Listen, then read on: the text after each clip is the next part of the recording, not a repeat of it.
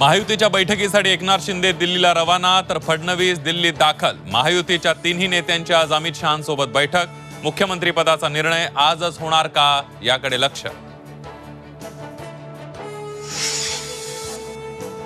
निवडणुकीत 5% व्हीव्हीपॅट तपासणीसाठी पैसे भरले, काँग्रेसच्या नसीम खान यांची तक्रार। निवडणूक आयोगानं 76 लाख मतांची वाढ सांगितली, पटोलेंचा आरोप। तर सत्ताधाऱ्यांनी मतदारसंघात 50 कोटी वाटले, काँग्रेसच्या रवींद्र धंगेकरांचा गौप्यस्फोट। राजकीय पार्श्वभूमीचे 89 जण आमदार, घराणेशाही नको म्हणणारा भाजप अव्वल, तर राष्ट्रवादी दुसऱ्या क्रमांकावर। एनडी स्टुडिओ राज्य सरकारच्या ताब्यात, दिवंगत कला दिग्दर्शक नितीन देसाईंचा स्टुडिओ। एनडी स्टुडिओतच नितीन देसाईंनी केली होती आत्महत्या।